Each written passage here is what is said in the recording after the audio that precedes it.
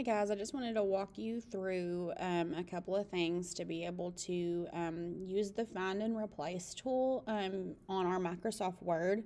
Remember how we've talked about that our Microsoft Word is not the exact version that the one on GCF uses because they use a Microsoft computer and we use a Macintosh computer. So there's a couple of things that you have to do to actually get to this find command, and I'm going to show those to you now.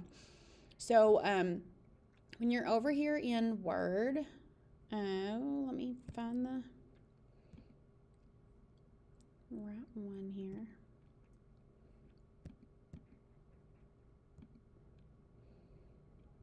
When you're in Word, yours will your document after you've downloaded and opened it.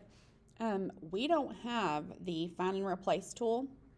We actually have to hit either you can do Command F or you can just go up here in this box, but it should show you this place that says Search in Document. So what you're going to do is you're going to click this and hit List Matches in Sidebar.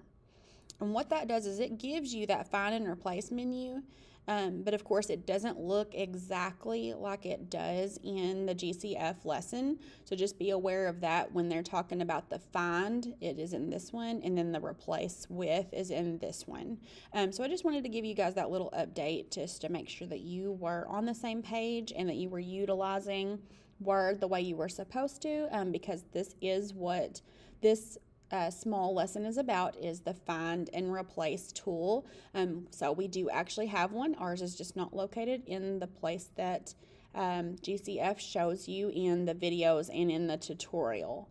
Okay.